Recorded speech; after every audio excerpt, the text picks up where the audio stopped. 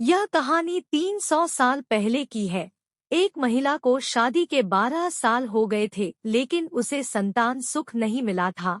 बच्चे को पाने के लिए उस महिला ने न जाने क्या क्या उपाय किए थे। डॉक्टरों के पास गई थी, बाबा भक्तों के पास गई थी, जिसने जिस मंदिर, जिस मस्जिद, गुरुद्वारा या चर्च में जाने के लिए कहा उस हर जगह गई थी। जिस भगवान का नाम लेने के लिए कहा उस भगवान का नाम लिया था और जितने उपाय या उपवास करने के लिए कहे सब किए।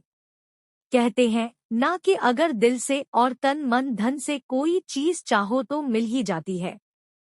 इस महिला को भी उसकी तपस्या का वरदान उसके बेटे के रूप में मिल ही गया। 12 सालों की दुख, दर्द और पीड़ा अपने बेटे का चेहरा देखते ही सुख, खुशी और संतुष्टि में बदल गया। लेकिन अभी शायद उसकी तपस्या बाकी थी, शायद भगवान को अभी उसकी और परीक्षा लेनी थी। जब उसका बच्चा 1 वर्ष का हुआ तो एक दूसरी महिला ने उसका बच्चा चुरा लिया।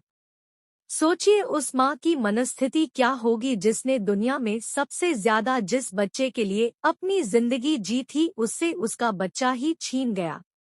उसे ऐसा लगा जैसे किसी ने उसका बच्चा नहीं उसके शरीर से उसकी आत्मा ही चुरा ली हो। उस दिन से उस माँ का जैसे खाना, पीना, सोना सब छूट गया था।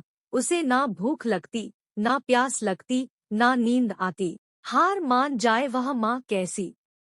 अपने बच्चे को ढूंढने में उसने जमीन आसमान एक कर दिया और आखिरकार उसने अपने बच्चे का पता लगा ही लिया।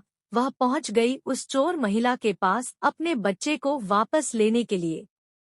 जब बच्चे की मां ने उस चोर महिला से अपने बच्चे को वापस पाना चाहा तो वह महिला ऐसा जताने लगी जैसे वह उसका खुद का बच्चा हो। जब बच्चे की मां को लगा किसी भी तरह से बात बनती नजर नहीं आ रही है, तब वो इस मुद्दे को राजा के पास लेकर गई। राजा के दरबार में दोनों महिलाएं हाजिर की गई। दोनों ही महिलाएं उस बच्चे पर अपना पूरा हक जताने लगी। राजा और उसके सभी दरबारी काफी आश्चर्यचकित और हैरान हो गए, क्योंकि बच्चे की सच्ची मां को पहचानने के लिए उन्होंने जितने भी सवाल बच्चे के बारे में दोनों ही महिलाओं से किए, जो उसकी आदतों, उसकी पसंद या उसके निशानों के बारे में थे, दोनों ही महिलाएं उसका सही सही जवाब दे रही थी।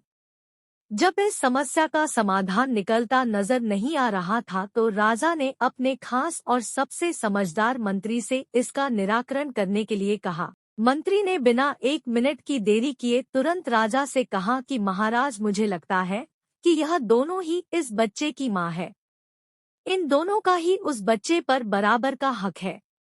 अगर आपको न्याय ही करना है तो सबसे बेहतर तरीका यही होगा कि आप बच्चे के 2 टुकड़े कर दीजिए और एक एक टुकड़ा दोनों माँओं को बांट दीजिए।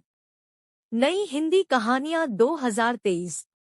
मंत्री की ऐसी बात सुनकर राजा के साथ साथ दरबार में हाजिर सभी लोग उनकी तरफ आश्चर्य से देखने लगे। राजा ने सोचा कि मंत्री के ऐसी मूर्खतापूर्ण बातों के पीछे जरूर कोई रहस्य होगा।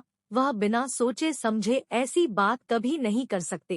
राजा ने तुरंत अपने सिपाहियों से कहा कि मंत्री की बात पर अमल किया जाए और इस बच्चे के 2 टुकड़े कर दिए जाएं। बच्चे की असली मां ने यह फैसला सुनते ही राजा के पैर पकड़ लिए और बोली, महाराज, मुझ पर इतना जुल्म मत कीजिए।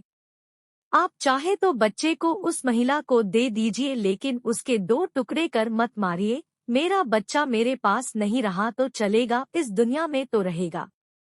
मंत्री जी ने राजा से कहा, महाराज, यही उस बच्चे की असली मां है और जो वहां पर शांत खड़ी है वह है चोर। राजा ने तुरंत उस बच्चे को उसके असली मां को सौंपने के लिए कहा और उस चोर महिला को फांसी की सजा सुनाई।